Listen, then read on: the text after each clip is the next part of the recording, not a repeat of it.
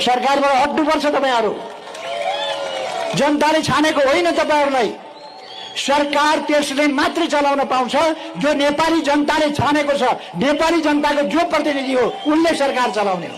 तपाईहरुले के ठान्नु भएको छ? तपाईहरु घाम जुन रहिन्जेल रहनुहुन्छ, सधैँ अब तपाईहरुको सरकार हुन्छ, कहिल्यै तपाईहरुमाथि कारबाही हुँदैन, छानबिन हुँदैन भन्ने ठान्नु भएको छ? भ्रम नपाल्नु होला। थानकोमा बस्नुस् है, थानकोमा बस्नुस्, थानकोमा बस्नुस्।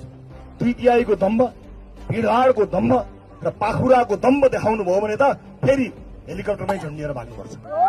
हेलिकप्टर चढेर भागेकाहरूसँग भाग्छ रवि लामिछाने सामना गर्छ। लगाउहरू मुद्दा कि मलाई जिरो पार्नुहोस् कि यिनलाई जिरो पार्नुहोस्। होइन भने एकपटक यिनीहरूलाई जिरो पारेर हेरौँ। जिरो पारेपछि बल्ल देश नेपाल हिरो हुन्छ। मलाई ठुले भन्दा के चित्त दुखाउनु, मलाई दुःख दिए भन्दा के चित्त दुखाउनु। सिङ्गो देशलाई जुन दुःख दिएका छन् मलाई दिएको दुःख त्यसका अगाडि केही पनि सिङ्गो देशको पुस्तामा दिएको यो दुःखको हिसाब हामीले मिलाउनु छ। यिनीहरूसँग बदला लिनु केही पनि जरुरी छैन। हामीले लड्नुपर्ने यिनीहरूसँग होइन, जसलाई जनताले अपदस्थ गर्यो उनीहरूसँग के लड्नु, के लड्नु? हामी लड्ने त यिनले हामीलाई दिएको उपहार स्वरूप चलाएको रोग, शोक, गरिबी, अशिक्षा, बेरोजगारी विरुद्ध लड्ने हो। यो जिते पनि के सांसद हुन पाउँदैन रे, मन्त्री हुन पाउँदैन रे, मान्छे हुन पाउँछु म?